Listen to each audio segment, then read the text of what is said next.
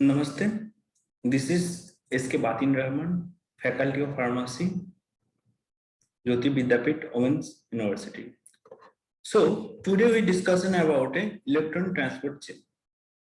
It is an important process and is required for any transport of electron by producing lots of ATP.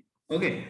So now we're discussing about what is ATP mechanism and how to it work. We are discuss.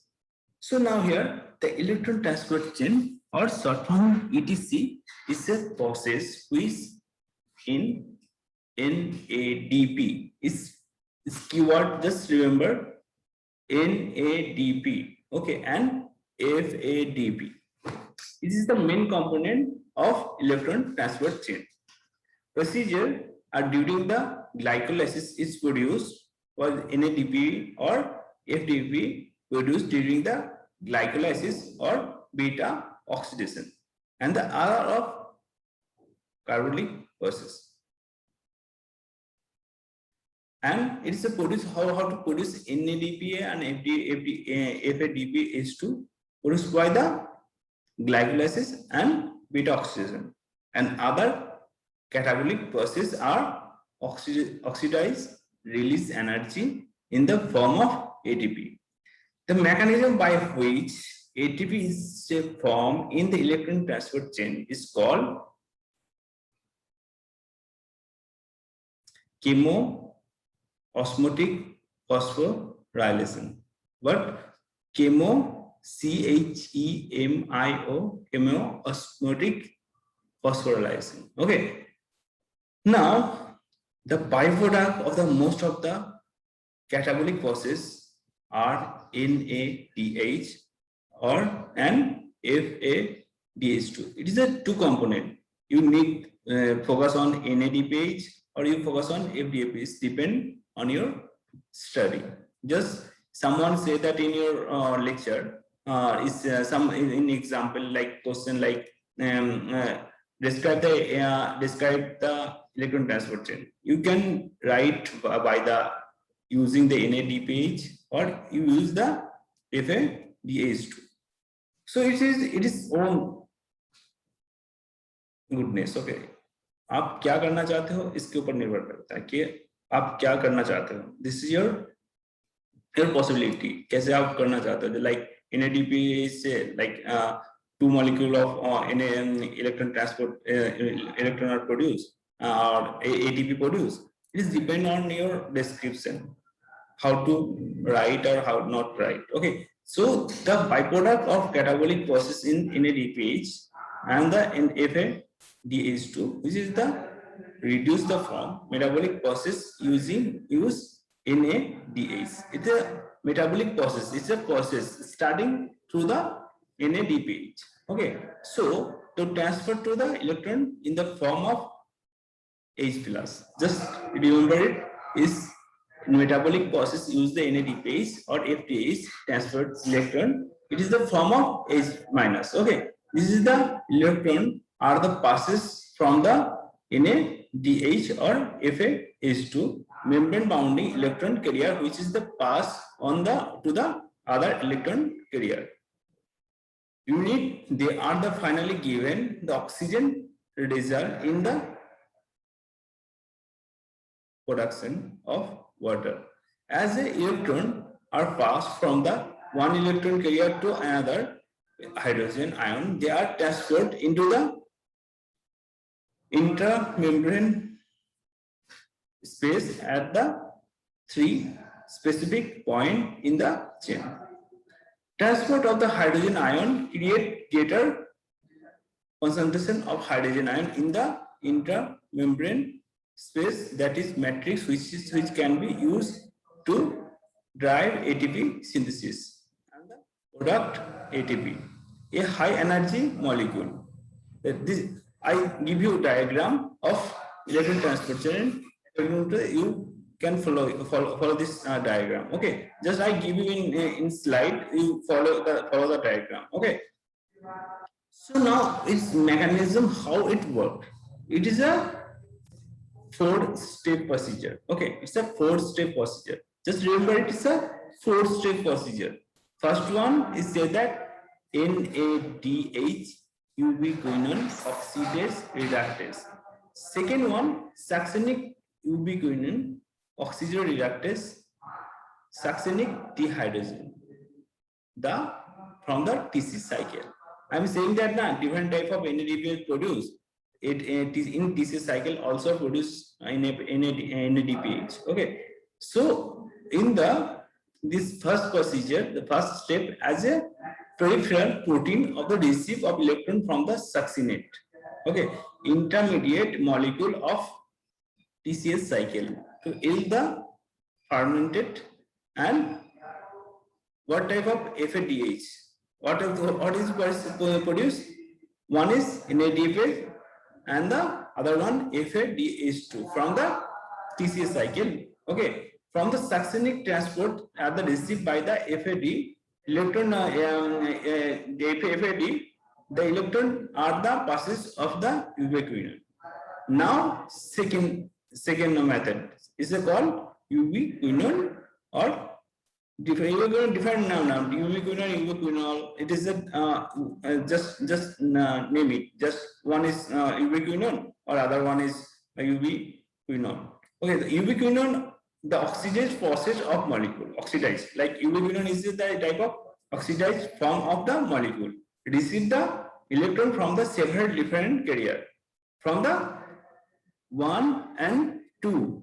Just I'm just saying that there now 1, 2, 3, 4 is a 4 procedure. Like say that the ubiquinone oxidized form of molecule. This is receive the electron from the different carrier from the 1 and 2. Glycerol 3-phosphate, dehydrogenase and ETF.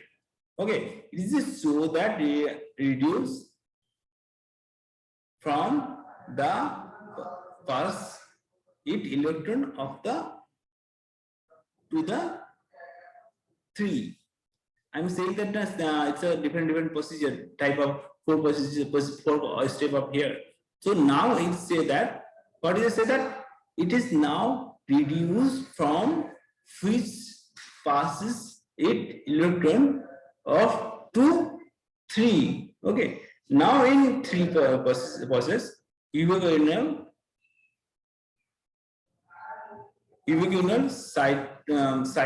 cytochrome oxidoreductase. What is ubiquinol cytochrome C oxidoreductase?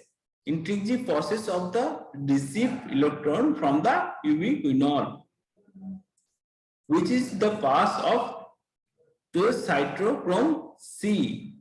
Okay, it's a process. You just remember is the protein that is receive the electron, which the ubiquinol, which are the pass to cytochrome C. Okay. Now for procedure cytochrome C oxidase. The integral protein which is the received electron from the cytochrome C and transfer them to oxygen to the produced water within the mitochondrial matrix. What? Mitochondrial matrix. Now ATP synthesis, final step and ATP synthesis. A integral protein consists of several different subunits. The protein is directly responsible for the production of ATP via chemoosmotic phosphorylation. It is used to protein gather created by several other creatures in the ATP etc to drive the mechanical route. The energy from the route in the use of phosphorylation ADT and to the ATP. Electron transport chain or electron transport fibroprotein. I am saying that FTF, the electron transport fibroprotein. Okay.